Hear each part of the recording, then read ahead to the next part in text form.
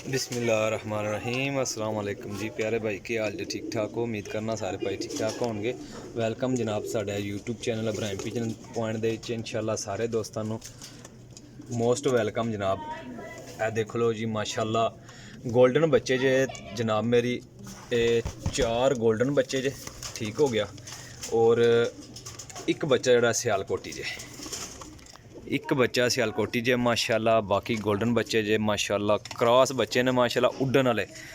तो दोस्तों माशाल्लाह बड़ा अच्छा रिजल्ट जे इन्हां दा बहुत अच्छा। और माशाल्लाह माँ प्यो का भी पता है अगे भी जोड़े बच्चे देई दे ने इंशाल्लाह इन्हां जोड़ियां दे।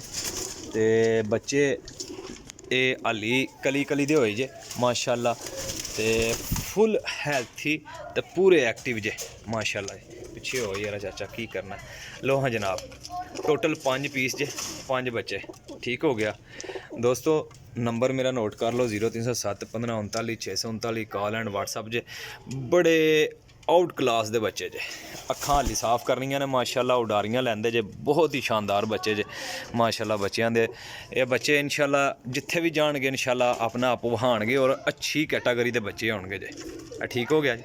टोटल 5 पीस जे बहुते अच्छे बच्चे ने जी बहुते अच्छे बड़े क्वालिटी वाले बड़े शानदार बच्चे ने।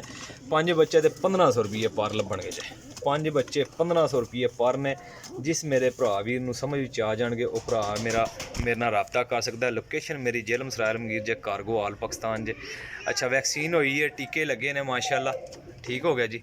हर बच्चे नूं 5 बच्चे ने माशाल्लाह तसल्ली वाले किसी दोस्त भाई नूं चाहिए होणगे वो भाई मेरे नाल रबता करेगा जी इंशाल्लाह। देखो जी बड़े हड्डियां जुड़ा तगड़े बच्चे ने बहुते तगड़े बच्चे ने। लो हाँ जनाब माशाल्लाह जी क्या बात है। लो जी भाई माशाल्लाह वीडियो देख लीजिए मुकम्मल हो गई है जनाब मेरी। तो जिस भरा नूं चाहिए होणगे वो भरा मेरे नाल रबता कर सकता है इंशाल्लाह। तो कारगो अवेलेबल जे इंशाल्लाह पूरे पाकिस्तान विच जिथे किते कहोगे इंशाल्लाह पहुँचा देंगे जी। अपने भाई नूं दिओ इजाज़त अल्लाह हाफिज़।